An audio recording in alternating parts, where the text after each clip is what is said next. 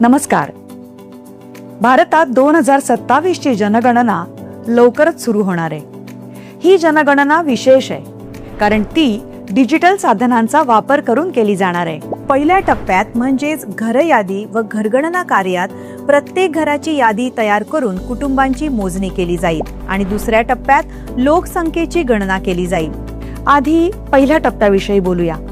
या टप्प्यात नियुक्त केलेले प्रगणक घरांना भेटी देऊन घरांबद्दल माहिती गोळा करतील.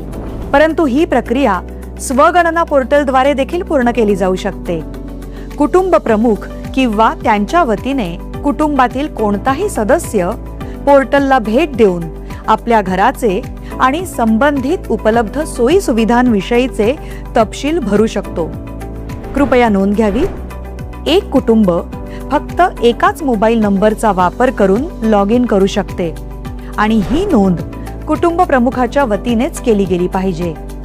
एकदा मोबाईल नंबरची स्वगणनेसाठी नोंदणी झाल्यावर तो नंबर दुसऱ्या कुटुंबासाठी वापरता येणार नाही. कुटुंब प्रमुखाचं नाव बदलता येणार नाही. लोकांनी स्वगणना केल्यास गणना प्रक्रिया अधिक सोपी आणि जलद होईल. हा याचा मुख्य फायदा आहे. स्वगणना ही एक विशेष सुविधा आहे.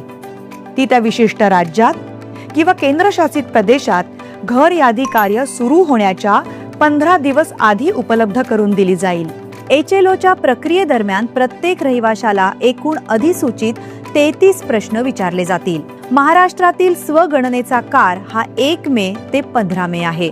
तसेच HLO प्रक्रियेचा काळ हा 16 मे ते 14 जून आहे. स्वगणना पोर्टलवर तपशील कसा भरावा? सर्वप्रथम SE पोर्टल उघडा.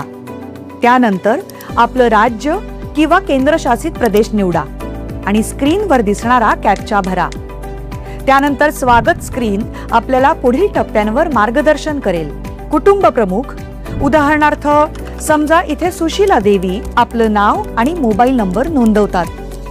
आता तुमची सोयीची भाषा निवडा. त्यानंतर OTP द्वारे पडताळणी केली जाते.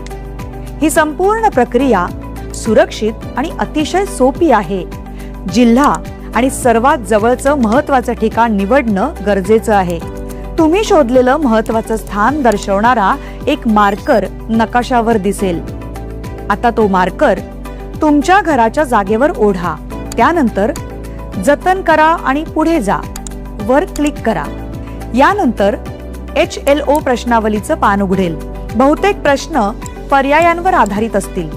नावं लिहिण्यासाठी एक ध्वनी उच्चारण आणि आभासी कीबोर्ड देखील असेल.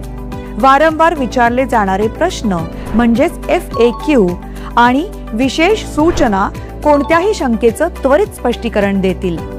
जर कोणताही प्रश्न किंवा माहिती अपूर्ण राहिली असेल तर तांत्रिकदृष्ट्या तुम्हाला लगेच सूचित केलं जाईल. सर्व तपशील भरल्यानंतर ते काळजीपूर्वक तपासून बघावेत. आवश्यक वाटल्यास तुम्ही त्यात सुधारणा करू शकता. तपशील जतन करा किंवा शेवटी सबमिट करा. सबमिशन झाल्यानंतर H ने सुरू होणारा 11 अंकी SEID म्हणजेच स्वगणना क्रमांक स्क्रीनवर दिसेल. तो तुम्हाला SMS द्वारे सुद्धा मिळेल.